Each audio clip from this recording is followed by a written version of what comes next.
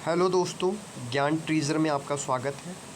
दोस्तों, सीटेट की short and summarise series में आज हम बात करेंगे सूक्ष्म शिक्षण चक्र के बारे में। माइक्रो टीचिंग के नाम से इसे जानते हैं। आपने बीएड फर्स्ट ईयर में प्रशिक्षण कार्य के दौरान यहाँ पे आपने सूक्ष्म शिक्षण किया होगा, माइक्रो टीचिंग की होगी बीएड फर्स्ट ईयर में, जो कि 5 से 10 मिनट तक होती है। इससे संबंधित भी प्रश्न कई बार सीटेट में पूछे गए हैं, टेट में पूछे गए हैं।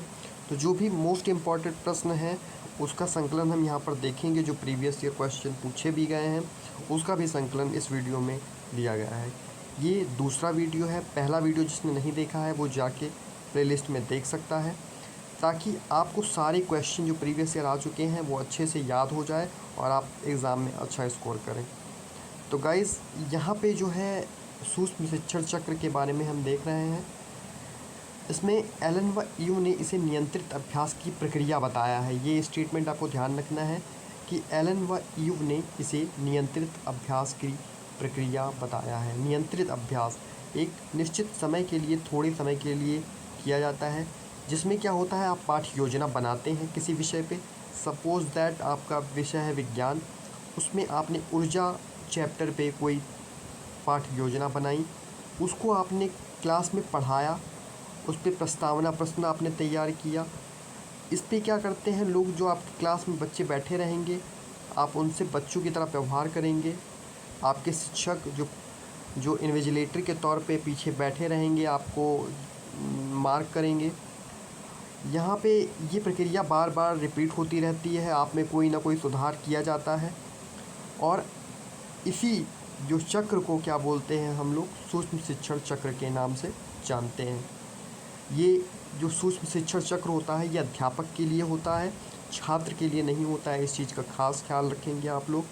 अध्यापक सीखता है कि उसको शिक्षण कार्य कैसे करना है, किस प्रकार के प्रश्नों का उपयोग करना है, कैसे क्रमबद्ध प्रश्न पूछे जाने चाहिए बच्चों से, ताकि वो अपने दैनिक जीवन से प्रश्नों को जोड़ पाएँ।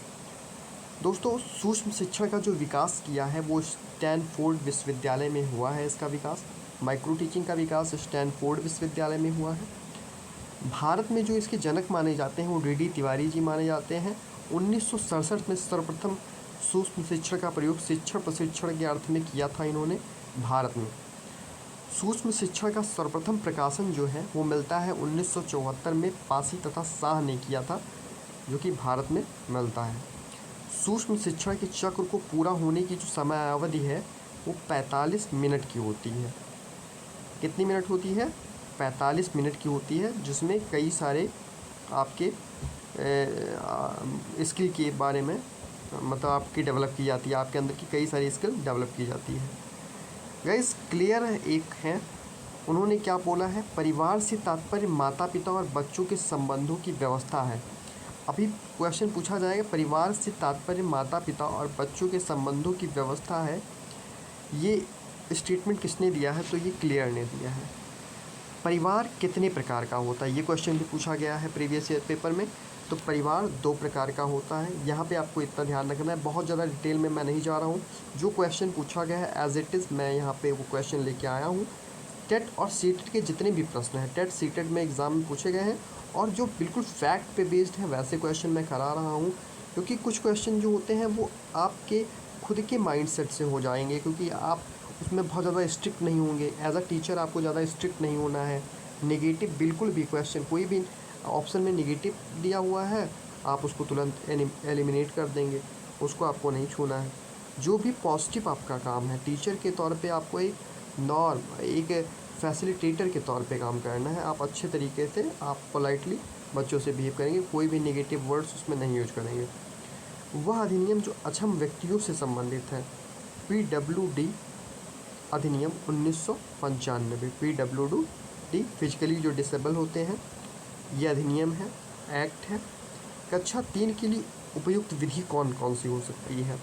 तो कक्षा 3 के लिए जो हमारे पास शैशवावस्था के लिए सीखने का अनोखा काल जो होता है उसको शैशवावस्था को कहते हैं। सॉरी गाइस, शैशवावस्था को क्या कहते हैं? सीखने का अनोखा काल। और जीवन का अनोखा काल किसे कहते हैं? बाल्यावस्था को जीवन का अनोखा काल कहते हैं। यहाँ पे इस चीज़ का आप ध्यान रखेंगे, ये दोनों क्वेश्चन पूछा जा सकता है। विभेदित अनुदेशन, एक से अधिक शिक्षण सामग्री का जिसमें प्रयोग हो। विभेदित अनुदेशन किसे कहते हैं?